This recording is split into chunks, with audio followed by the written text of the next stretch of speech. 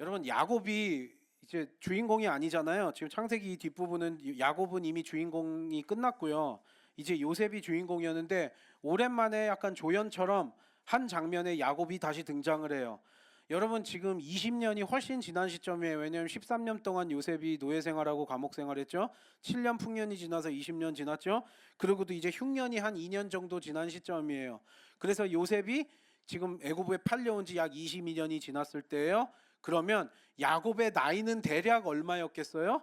여러분 야곱이 이제 애굽에서 데리고 와가지고 바로왕 앞에 섰을 때 130살이라고 성경은 전하고 있어요. 그리고 이제 요셉과 17년 동안 같이 지내다가 이제 하늘나라로 가게 되는데 여러분 지금 130살 가까이 된 노인이 오늘 여기에서 등장을 하는데 아직도 다행하게도 아직 건강한 것 같아요. 사실 고대 족장 시대 때 지금보다 좀 더 수명이 길었다라고 성경에서는 설명하고 있는데 그래서 막 150살까지 해서 물론 그 노아의 홍수 이전처럼 길게 살지는 않지만 이때도 수명이 지금보다는 훨씬 더 길었던 어떤 시대예요. 이 고대 족장 시대만 해도요. 그렇다고 하더라도 130살이면 굉장히 어떻게 보면 나이 많은 노인이고 이미 죽은 사람도 많을 그런 나이인데 야곱이 오랜만에 여기 등장을 해서 아들들에게 잔소리하는 장면으로 오늘 창세기 42장이 딱 먼저 시작을 해요.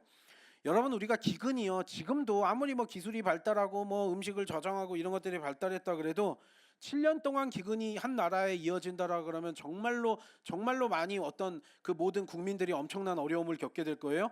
1, 2년까지는 어찌어찌 버틸 수 있는데 사실 7년 정도면 장사가 없을 텐데 여러분 이때는 지금처럼 어떤 기술이 발달한 시대도 아니면 그때그때마다 해마다 나는 곡식으로 먹고 살아야 되는데 지금 7년 동안 기근이 들었는데 이게 애굽 땅만이 아니라 그 애굽의 주변 모든 중동 지역까지 그 가나안 땅과 이 일대까지도 다 기근이 들었던 것으로 보여요.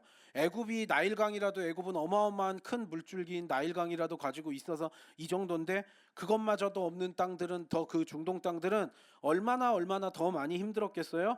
그냥 당장 어떻게 보면은 1년을 버티기가 쉽지 않은 거예요. 한 해 한 해 기근이 온다라 그러면. 근데 7년 동안 이어지는 기근 앞에서 누가 여기 장사가 있겠어요? 1절 2절 당연히 가나안 땅도 어마어마한 기근이 덮쳤고요. 야곱이 그래도 목축업을 하는 그거라서 목축업을 한다라 그래도요.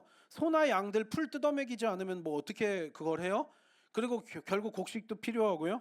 근데 이제 바닥이 나기 시작을 했는데 야곱의 아들들이 지금 요셉을 그렇게 노예로 팔아먹은 형들이 지금 나이가 얼마나 많아요? 여러분 요셉이 40살이에요 지금. 요셉이 나이가 40살 가까이가 됐으면 형들은 지금 다 50살이 넘거나 50살 안팎 이 정도가 됐을 거예요 나이가 대략. 그런데 그 나이 먹은 아들들 처자식들 있는 그 아들들이 이렇게 형들도 많고 이러는데 가만히 있는 거예요. 그러니까 야곱이 130살 가까이 된 노인 야곱이 여기에서 오늘 여기 보면 야곱이란 이름도 나오고 이스라엘이라는 이름도 나오거든요. 하나님으로부터 이스라엘이란 이름을 받았지만 야곱이란 이름도 쓰고 이스라엘이란 이름도 쓰는 장면이 오늘 여기서 나오는데요. 1절 2절 한번 다 같이 읽어보실까요? 시작. 그때 야곱이 애굽에 곡식이 있음을 보고 아들들에게 이르되 너희는 어찌하여 서로 바라보고만 있느냐.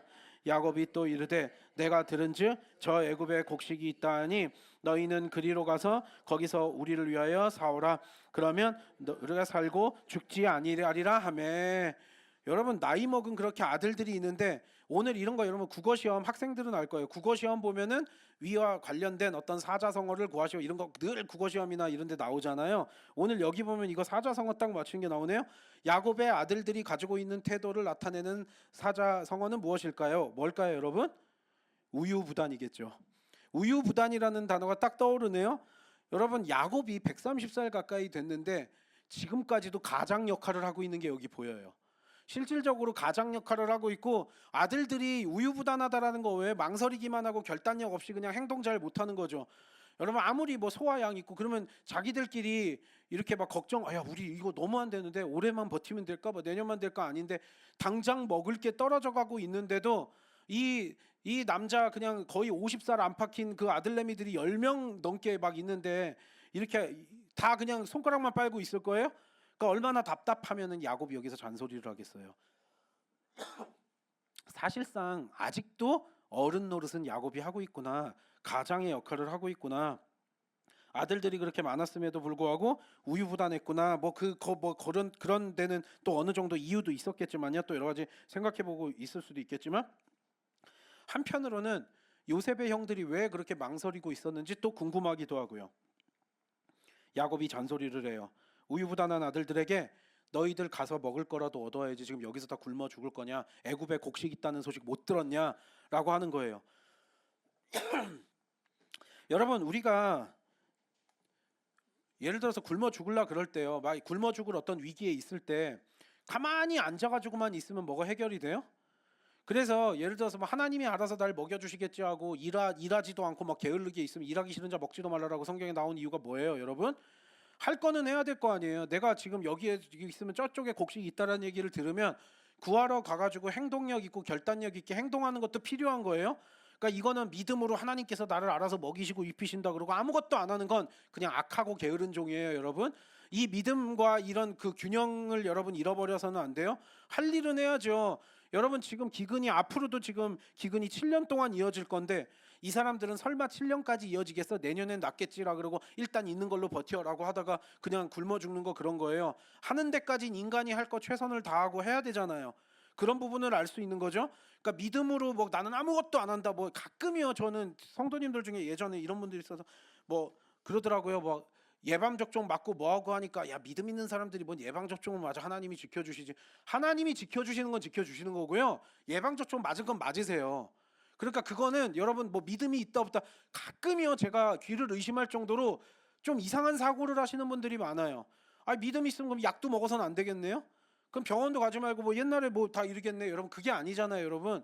믿음 있으니까 알아서 하나님께서 해주시겠죠. 아무것도 안 해요? 내가 내 인생을 살아야 돼요. 앞으로 그게 뭐 얼마 살지 그 사실 하나님 앞에 그것도 맡겨야 될 일이지만 학생이면 공부를 해야 되는 게 일이고 뭔가 미래를 위해서 준비하는 게 일이잖아요. 아무것도 없이 그냥 나는 준비도 안 하고 뭐도 안 하고 뭐 되겠지? 그런 거 아니잖아요.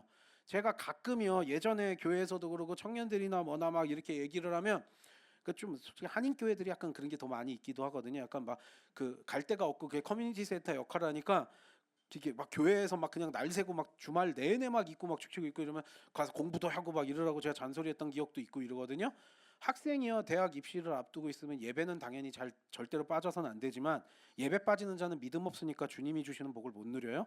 근데 예배는 잘 드려야 되겠지만 교회 내에서 죽치고 앉아 있으면 돼요, 안 돼요? 이것저것 하면서 자기들끼리 놀고요. 중고등부 많고 청년부 많고 이러면 교회에서 늘 막 이렇게 살고 이런 사람들 저 전에 있던 교회 전전에 있던 교회 이런 적들이 많았거든요. 그거는 아니 할 거 하고요. 여러분 믿음이 좋다라 그래서 교회에서 맨날 죽치고 논다고 그게 믿음 좋은 건 아니잖아요. 예배자로서의 삶을 살고 예배 하나님께 영광 돌리는 삶을 사는 게 중요한 거죠. 여러분 이 균형을 잘 맞추셔야 돼요. 그러니까 아들들이 지금 아무것도 안 하고 손가락만 뭐 빨고 있고 이러면 그냥 굶어 죽는 거예요. 아무리 하나님이 야곱에게 복을 주셨다는들 야곱도 뭐 하고 있냐 애국 가서 곡식 구해야지 그러면서 잔소리하는 거 보면 참 안타깝죠. 이 아들들이 그렇게 지혜로운 아들들은 아닌 거예요. 130살 가까이 된 그 노인 아버지가 이런 잔소리들을 나이 먹은 아들들한테 해야 된다는 것 자체가 좀 답답하기도 하지만 한편으로 생각했을 때는 와 야곱이 130살 가까이 됐는데 여러분 요즘에 사실 여러분 아무리 뭐 내가 똑똑했고 공부를 많이 했고 뭐하고 하더라도요 80, 90 되고 막 넘어가고 이러면은요 사람이 총기라는 게 빠지더라고요. 저도 그걸 많이 느끼는데 정말로 똑똑하고 뭐하고 이러셨던 분들도 막 이렇게 되는구나 이걸 많이 느끼면서 참 우리가 외모 같은 경우도 거의 한 10년 20년 젊었을 때 너무나 금방 지나가 버리고 금방 수그라들어서 외모도 다 평준화되잖아요. 한 솔직히 40대 50대 넘어가면 다 거기서 거기지 막 이렇잖아요. 조금 차이죠. 근데 그것보다 조금 더 오래 가는 것 같긴 한데 사실 뇌의 능력도 60, 70, 80 넘어가면 이게 많이 떨어진다라는 거 우리가 충분히 다 알 수 있잖아요. 참 인생이라는 게 너무 짧다라는 게 느껴지기도 해요. 하지만 그렇다 그래서 뭐 아무것도 안 해야 되는 건 아니고 할 거는 해야죠. 다만 야곱이 130살 가까이 됐는데도 아들들한테 애굽 가서 곡식 얻어오라는 잔소리를 할 정도면 어느 정도의 총기가 있었다라는 거예요. 그러니까 이게 굉장히 포인트죠. 어느 정도의 건강과 물론 130살이 건강해봤자 얼마나 건강했겠고 얼마나 총기가 있으면 있겠나 생각할 수도 있겠지만 야곱은 지금 분명히 어느 정도의 총명함과 기억력과 사고할 수 있는 능력이 있었고 건강도 있었다라는 거죠. 왜냐하면 이때부터 17년을 더 사니까요. 여러분 그런 측면에서 야곱은 그런 복을 또 누리고 있었던 거예요. 근데 한편으로 보면 이게 또 복이 아닌 게 여러분 지금 22년 정도 전에 20여 년 전에 가장 사랑하는 아들 요셉을 잃어버렸어요. 여러분 가장 사랑하는 아들 요셉을 잃어버렸기 때문에 여러분 야곱의 총기가 빠져가지고 뭐 나이 들어서 치매가 온다거나 뭐가 된다거나 이러면 사실 요셉에 대한 어떤 기억 없이 그냥 이렇게 살아가다가 죽을 수도 있는 건데, 야곱은 지금 어느 정도의 총기가 있었다라는 거는 요셉에 대한 절절한 아픔과 그리움을 얼마나 간직하면서 이 노년을 보냈을까라는 생각도 또 한편으로 하게 되는 거죠. 이해가 되세요? 그래서 이제 그 뒤에 이어지는 거, 여기에서 보면 이제 3절부터 5절까지 읽어볼까요? 이제 여기에서 아들들한테 빨리 애굽 가라라고 하는데 3절부터 5절 다 같이 읽겠습니다. 시작. 형 10사람이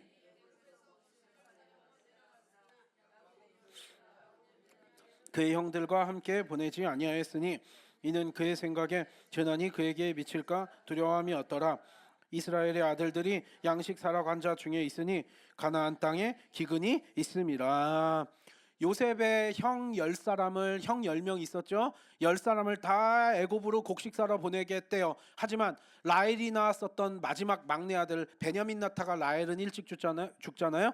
그래서 더 요셉에게 집착한 거기도 하지만 라헬이 낳았던 마지막 아들 베냐민만큼은 애굽에 보내지 않았다. 왜냐하면 자기가 그 아픔으로 계속 지금 요셉 심부름 시켜가지고 지금 자기가 죽인 것 같거든요. 이 죄책감, 자책, 자괴감 이런 것들을 야곱이 다 느끼면서 지금 살아가고 있었던 거예요. 여러분 이거 요즘에 의학적인 정신과 전문 용어로 PTSD라 그러죠. PTSD. 야곱이 포스트 트라우마틱 스트레스 디스오더인가요? PTSD라 그래가지고 여러분 그 외상후 후유증이라 그래가지고 어떤 안 좋은 일 겪었을 때 그 후유증이 내 인생을 어떻게 사로잡아가지고 힘들게 하는 거 있잖아요. 야곱이 지금 얼마나 심한 PTSD를 겪고 있는지 여러분 여기에 보여요. 아들 베냐민만큼은요. 아들 베냐민만큼은 지금 보내면 안 돼요. 왜요? 애굽 땅 가는데 왜 형들이 우유부단하게 망설였을까도 한편으로 생각해 보게 돼요. 왜냐하면 애굽 땅에 여러분 한 2-3시간 걸리는 거리가 아니에요. 하룻밤 정도면은 왔다 훅 갔다 올 수 있는 게 아니라 애굽 땅은 굉장히 먼 길이에요. 뭐 아주 멀다라고 볼 수는 없고 충분히 갈 만한 거리라고도 볼 수 있겠지만, 그리고 야곱이 뭐 낙타도 있었고 뭐도 있고 있었을 거 아니에요. 탈 것도 있었을 거 아니에요. 수레 끌고 다 같이 그냥 걸어서만 가는 건 아닐 거 아니에요. 왜냐면 짐승들은 야곱도 많이 가지고 있었으니까요. 그렇다 그래도요, 애굽 땅으로 간다라는 것 자체가 굉장히 먼 길이고요, 리스크 테이킹을 해야 되는 일인 거예요. 여러분 지금은 여러분 우리가 외국 간다라 그래도 지금도 외국 가는 건 위험해요. 그래서 저는 사실 남자든 여자든 막 이렇게 혼자서 배낭 메고 여행 가는 게 얼마나 위험한지, 저도 외국에 좀 살아보기도 했고 선교도 많이 다니고 이랬지만 혼자서 배낭 메고 여행 다니는 게 얼마나 위험한 일인지, 남자고 여자고 이거는 지금도 비슷해요. 우리나라를 생각하시면 안 돼요. 우리나라처럼 치안 좋은 나라는 세계에 거의 몇 나라 없다고 보시면 돼요. 어디나 굉장히 위험하거든요. 그리고 실제로 저도 질환 좋은 사람들 외국에서 이렇게 만났다가 막 도망가기도 하고 막 저도 돈 뺏길 뻔하고 막 이런 적들 여러 번 있거든요. 심지어 유럽에서도 그러고요. 아이 그 막 어떡하겠어요. 막 밤중에 또 돌아다니고 이러다가 뭐 하는지 어떻게 알아요? 저도 한국 생각하고 밤에 혼자서 이렇게 학교 도서관에서 10시 11시까지 그 마감 시간까지 하다가 집에, 저는 이제 사실은 버스 타야 되는 길인데 그 버스비도 아까워가지고 맨날 걸어 다녔거든요.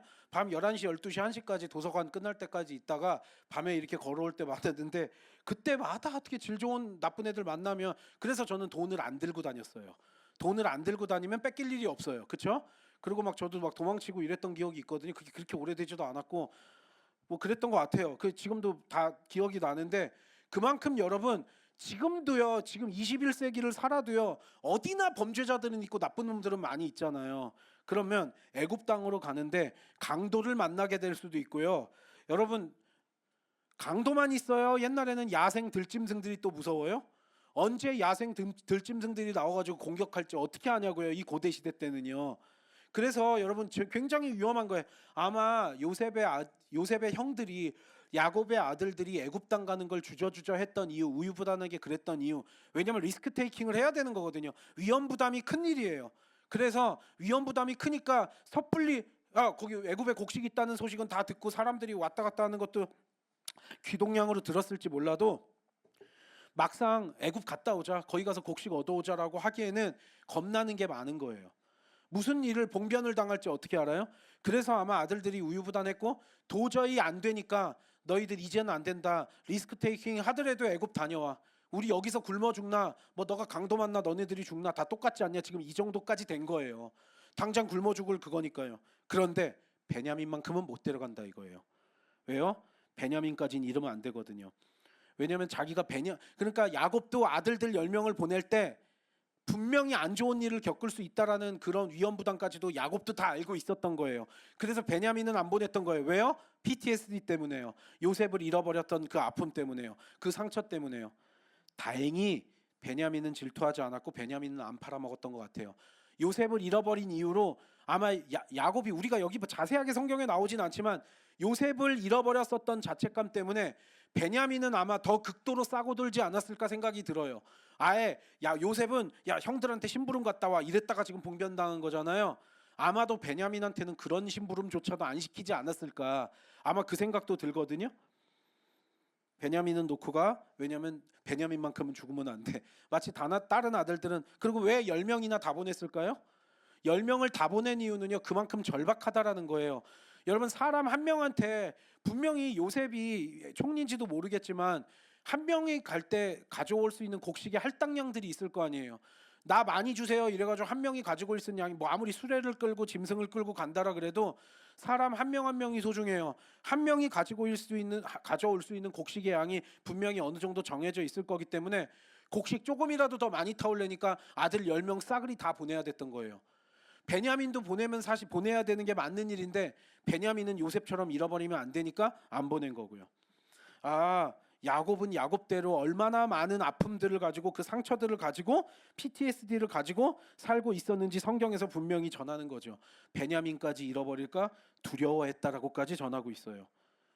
그리고 총기까지 있으니까 얼마나 그 아픔을 느끼면서, 참 야곱의 인생이 그러니까 나이 들어서 늙어서까지도 참 마지막 이제 요셉 만난 다음에 마지막 17년 진짜 평안하지, 그 인생 내내가 힘들었던 거예요. 130살 지금 거의 가까이 사는 동안 내내 야곱은 하나님의 사람임에도 불구하고 아브라함과 이삭과도 비교해도 너무너무나 험난한 세월을 보냈다는 거. 거기에 그 상처가 뭐 한두 개겠어요? 그냥 뭐 배신과 뭐 뒤통수와 뭐 이런 걸로 가득 차 있는 그 삶 속에서 또 뭐 아들들까지도 잃어버리고, 그게 만약에 형들이 그래가지고 요셉을 잃어버렸다는 거 알면은 더 괴로웠겠죠. 지금 그런 상황 속에서 살고 있었다. 다행히 인간의 양심은 있었는지 형들이 베냐민까지는 이렇게까지 질투 안 했던 것 같아요. 요셉 한 명 죽였으니까 베냐민까지는 질투하고 해치려고 하진 않았던 것으로 보여요. 뭐 어떤 마음이었을지, 베냐민도 뭐 좋아했을지 싫어했을지는 모르지만, 그래서 이제 그 요셉이 나중에 그 형제들의 우애를 시험하는 장면이 나오기도 하고요. 베냐민 또 관련해 가지고요. 여기에서 이제 애굽에 무사히 도착을 했네요. 6절 읽어볼까요? 와, 예언이 드디어 수십 년 만에 이루어졌어요. 6절 다 같이 읽겠습니다. 시작. 나라의 총리로서 그 땅 모든 백성에게 곡식을 팔더니 요셉의 형들이 와서 그 앞에서 땅에 엎드려 절하매. 요셉이 나라의 총리로서 그 땅 모든 백성에게 곡식을 팔더니, 아마도요 요셉이 이집트에 있는 모든 사람들한테 이게 공짜로 곡식을 준 게 아니에요. 일단 어마어마하게 곡식 저장해 놓고요, 곡식을 다 돈 주고 팔았어요. 아마 뭐 애굽 사람들, 애굽 국민들한테는 어느 정도 양 나눠주고 또 추가로 뭐 살 수 있나 뭐 이런 거 나름대로 제도가 있었겠죠. 근데 다른 나라에서까지 곡식을 얻으러 많이 오는데 이 다른 나라에서 오는 손님들은 요셉이 직접 관리했던 것 같아요. 왜냐하면 다른 나라에서 오는 사람들 중에 곡식 얻는데 무슨 일이고 어떻게 해갖고 이 사람들이 우리 애굽에 와가지고 무슨 뭐 난장판을 벌일지, 스파이 행동을 해가지고 정탐을 해가지고 또 쳐들어올라 그럴지 그건 알지 못할 일이거든요. 애굽이라는 데가 굉장히 어떻게 보면 천연 요새라고 해가지고 침략을 잘 안 받았던 걸로, 이게 세계사 공부하면 그런 것도 나오긴 하지만 만약에 다른 나라에서 얼마든지 애굽을 쳐들어올 수 있는 어떤 상황이잖아요. 그래 안 그래요? 애굽에 곡식이 많대? 우리 곡식 없다. 굶어 죽을 바엔 전쟁하다 싸워서 죽자. 그러고 다른 나라에서 정탐 왔다가 쳐들어오고 이러면은 곤란하기 때문에 요셉은 어떤 그런 마음까지도 있어서 다른 나라에서 오는 어떤 이렇게 곡식 구하러 오는 손님들은 아마 직접적으로 관리하면서 다 체크하면서 감시를 어느 정도 했던 것으로 보여요. 곡식을 주는 양도 어느 정도의 할당량도 있었을 거고요. 그러면 여기에서 그렇게 됐는데 요셉 입장에서 형들이 딱 왔네요. 근데 형들이 와서 절을 하는데 기가 막힌 거죠. 나라의 총리로서 그 모든 백성에게 곡식을 팔러 왔는데 형들이 앞에 왔네요. 이게 지금 뭐 그 재산 얼마 가져왔나 이게 아니라 형들을 봤을 때 얼마나 소름 돋았을까요? 요셉도 어린 시절에 꾼 꿈은 있어요. 이게 수십 년 만에 지금 그대로 요셉이 꾸었었던 첫 번째 꿈, 그래서 형들한테 미움받았었던 요셉의 첫 번째 꿈이 그대로 이루어지는데요. 창세기 37장 6절에서 8절 읽어볼까요? 창세기 37장 6절에서 8절 다 같이 읽겠습니다. 시작.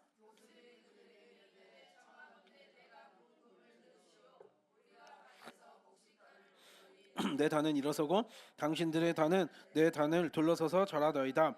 그의 형들이 그에게 이르되 내가 참으로 우리의 왕이 되겠느냐, 참으로 우리를 다스리게 되겠느냐 하고 그의 꿈과 그의 말로 말미암아 그를 더욱 미워하더니.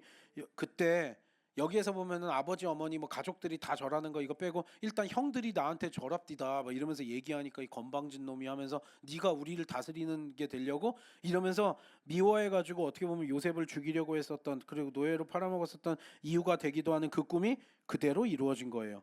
요셉이 와서 그 앞에서 땅에 엎드려 절했을 때 요셉은 바로 알아봤네요. 7절 8절 다 같이 읽겠습니다. 끝까지 시작.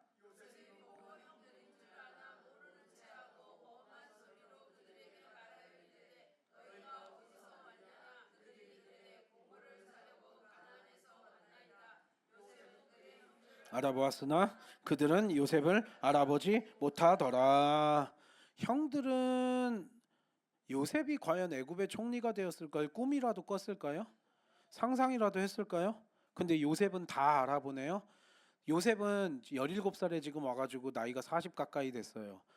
그러니까 얼굴도, 근데 외모가 아주 많이 바뀌진 않았을지언정 그래도 없던 수염도 굉장히 많이 났었을 거고요. 옷차림도 바뀌었을 거고요.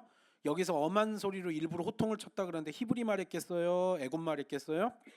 애굽 말로 막 호통을 치고 모른 척했겠죠. 어린 시절에 꾸었던 그 꿈이 그대로 이루어진 장면을 보면서, 물론 저는 그 생각은 해요. 요셉이 형들도 아마 찾아오지 않을까라는 생각을 해봤을 수도 있지 않을까라는 생각이 들지만 긴가민가 하잖아요. 근데 형들이 와서 내 앞에서 절하는 모습을 보면서 이러려고 하나님께서 수십 년 전부터 계획하시고 날 애굽에 보냈구나를 본능적으로 다 알았던 거죠. 이거는 아무리, 그리고 뭐 형들에 대한 미움이나 이런 것들, 원망이나 이런 것들이 뭐 얼마나 있었을지 모르겠지만 어쨌든 이 모든 것들이 하나님의 계획임을 깨닫고 온몸에 소름이 돋았을 것 같아요.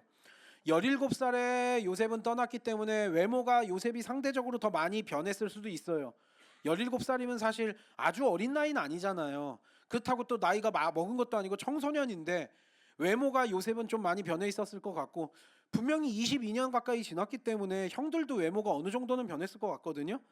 40대 50대라고 치면은요. 근데 요셉은 한 명도 빠짐없이 형들을 그대로 다 알아봐요. 그리고 심지어 순서까지 다 맞추는 거예요.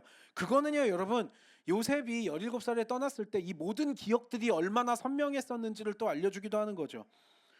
뭐 외모가 좀 더 누가 변했냐 변해보는 게 아니라, 그걸 떠나서 요셉은요 이 어린 시절의 모든 기억들과 마지막 이런 기억들이, 그리고 형들과의 마지막 이것들이 어제 일처럼 생생하게 기억나니까 바로 즉각적으로 알아봤다라는 거예요. 뭐 옷차림 뭐 이런 것뿐만이 아니라 그들은 변함이 없었겠지만, 그런데 하나님께서 이렇게 하셨구나 그러고 완전히 상황이 역전됐네요. 20여 년 전에 형들이 요셉을 질투해서 미워할 때는 형들이 갑이었어요. 그리고 절대적인 강자와 약자가 바뀌어 있었어요. 절대적인 강자는 형들이었어요. 그리고 인원 쪽수가 많았어요. 1대1로도 뭐 쉽지 않았을 수 있겠지만 막내 거의 동생이었고요. 형들 10명이 요셉을 죽일 수도 있고 살릴 수도 있었어요. 왜냐하면 아버지 야곱의 어떤 뒤가 없었거든요.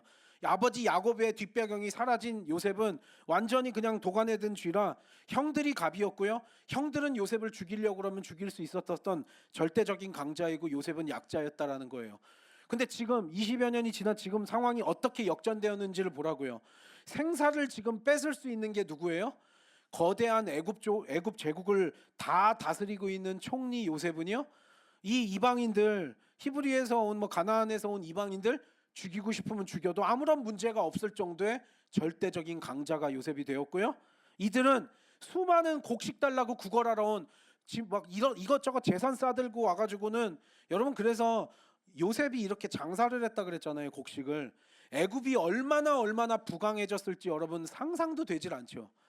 이 나라 저 나라에서 귀한 것들 다 들고 애굽으로 곡식 좀 달라고 오면 얼마나 애굽이 이때 부유해졌을까. 왕실은 얼마나 부유해졌으며 요셉의 이제 이 곡간이 얼마나 부유해졌을까 우리가 감히 상상도 되지 않을 정도로 애굽이 얼마나 전성기였을까 우리는 감도 잡히지 않을 정도예요.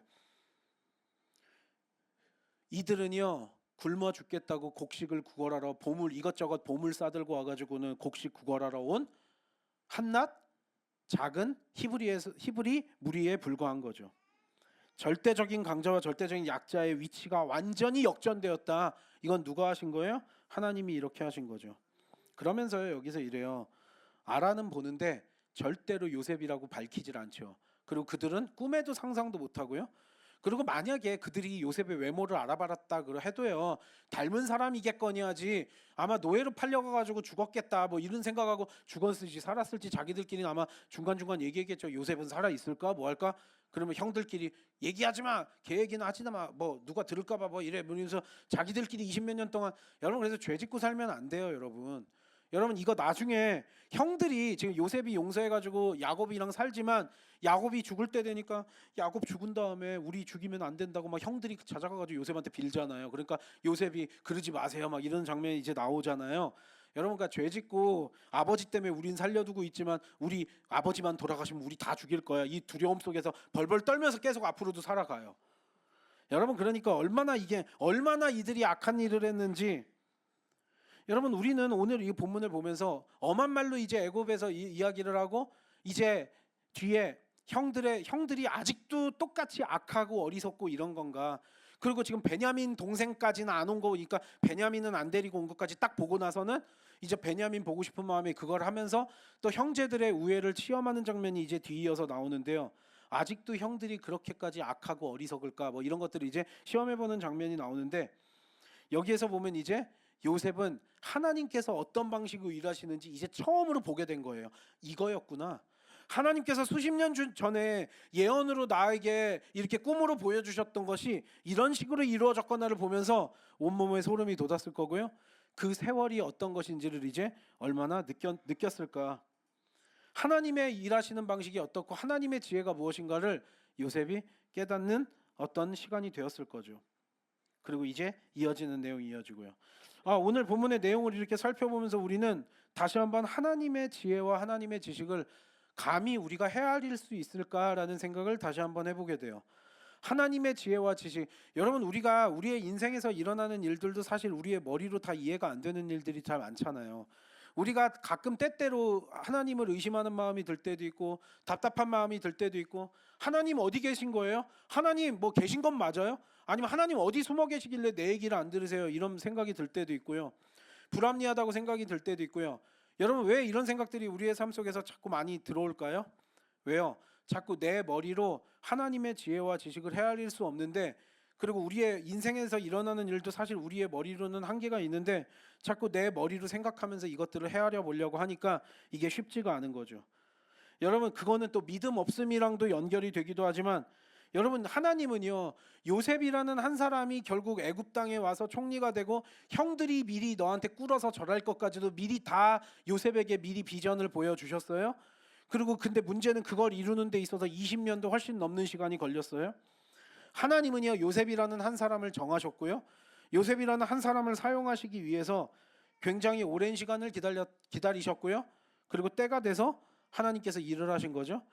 우리한테는 20몇 년의 세월이 굉장히 길다라고 여겨질 수도 있겠지만 하나님은 한 사람을 위해서 20몇 년이라는 세월을 길게 여기지도 않으세요. 왜냐하면 우리의 시간과 공간의 개념과 하나님의 시간의 공간의 개념은 분명히 다르니까요.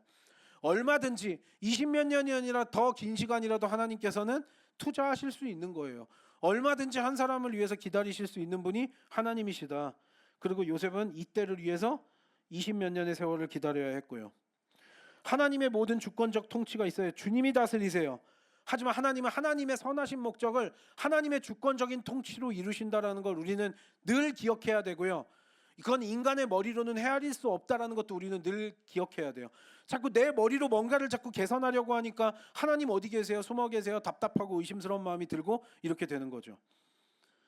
로마서 11장 33, 34 읽어볼까요? 로마서 11장 33절 34절 다 같이 읽겠습니다. 시작. 깊도다 하나님의 지혜와 지식의 풍성하며 찾지 못할 것이로다. 누가 주의 마음을 알았느냐? 누가 그의 모사가 되었느냐. 여러분 이런 식으로요. 하나님께서 요셉을 이렇게 애굽을 보내셔서 총리가 되게 해서 그 모든 가족들이 애굽에 내려와서 살면서 한 가족이 거대한 민족이 되고 막 출애굽시키고 이런 것들을 계획을 하나님께서 미리 하셨고, 마찬가지예요. 예수 그리스도도 얼마나 하나님께서 기다리시다가 예수님을 2000년 전에 보내셨고, 이제 우리는 다시 오실 예수님을 기다리면서 우리는 그때를, 마지막 때를 기다리고 있는 자들이에요. 근데 그 모든 것들도 이미 하나님의 계획 안에서 이 모든 것들이 세워져 있다라는 거예요. 우리가 그걸 알지 못할 뿐이죠. 나의 지혜와 지식으로 헤아릴 수 있는 것이 한계가 있다는 거 우리는 알아야 되고요. 하나님의 뜻과 하나님의 방법, 이때는요 우리가 알지도 못하고 찾을 수도 없기 때문에 우리가 굳이 막 그 의심하는 마음, 답답한 마음이 들 이유도 없다라는 거죠. 왜요? 이사야 선지자도 얘기해요. 이사야 55장 8절 9절 시작. 이는 내 생각이 너희의 생각과 다르며 내 길은 너희의 길과 다름이니라. 너의 말씀이니라. 이는 하늘이 땅보다 높음 같이 내 길은 너희의 길보다 높으며 내 생각은 너희의 생각보다 높으니라. 내가 아무리 머리가 좋고 내가 아무리 생각을 잘한다고 내 마음속으로는 그렇게 내가 자신만만하다고 하더라도요, 하나님의 길과는 비교할 수 없다라는 거예요. 하늘이 땅보다 높음 같이 내 길은 너희의 길보다 높으며 내 생각은 너희의 생각보다 높으니라. 우리가 늘 이 구절 마음에 새기고 살아야 될 줄 믿습니다. 나는 몰라요. 하지만 하나님의 생각과 하나님의 계획이 있다라는 거예요. 나는 감히 알 수도 없는 선하신 나를 향한 계획이 하나님께서는 이미 태초부터 작정하시고 가지고 계신다는 사실을 믿는 우리 모두가 되기를 원합니다. 이런 측면에서 우리는 주의 자녀가 된 게 얼마나 복된 일인지를 알고 있어야 돼요. 하나님의 은혜의 영역 안에 이미 머물고 있는 그리스도인들이 어떤 복을 누리고 있는지. 로마서 8장 28절이요. 다 같이 읽겠습니다. 시작. 알거니와 하나님을 사랑하는 자 곧 그의 뜻대로 부르심을 입은 자들 능력하여 선을 이루느니라. 여러분 심지어 악한 것도 선으로 바꾸시는 게 하나님이세요. 여러분 나중에 이거 창세기 50장 뒤에 나오는데요. 형들이 요셉에게 찾아와서 요셉아 우리 안 죽이면 안 돼. 아버지 우리가 어렸을 때 미안했다. 우리 좀 용서해라 막 이러면서 애처롭게 요셉한테 목숨을 구걸할 때 요셉이 뭐라 그래요?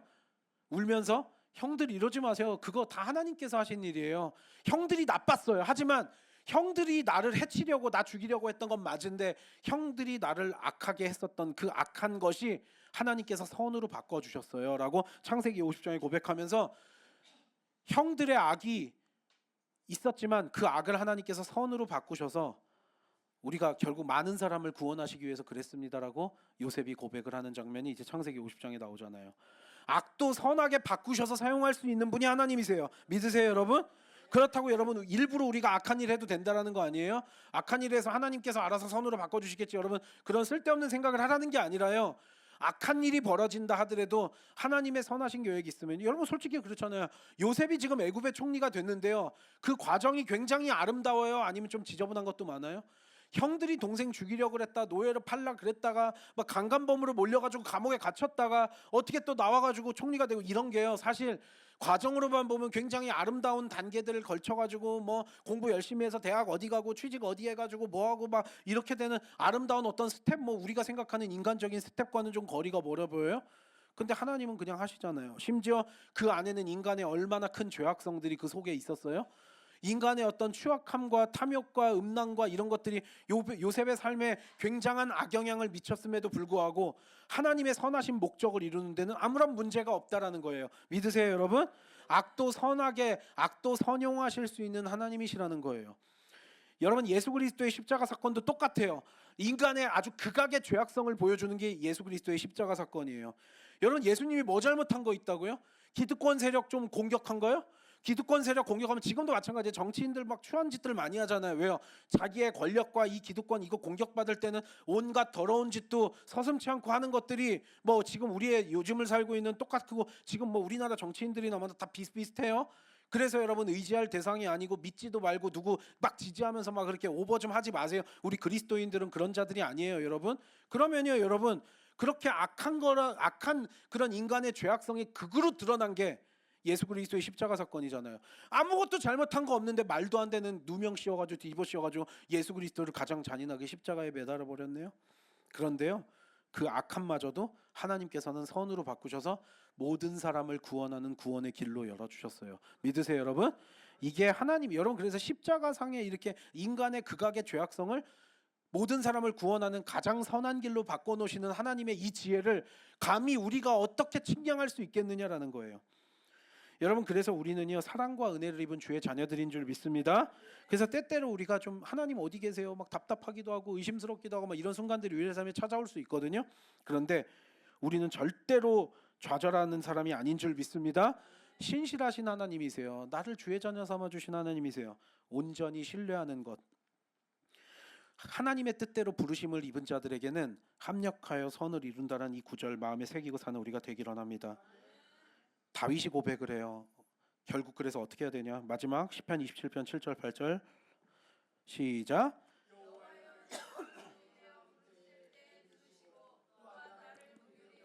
응답하소서.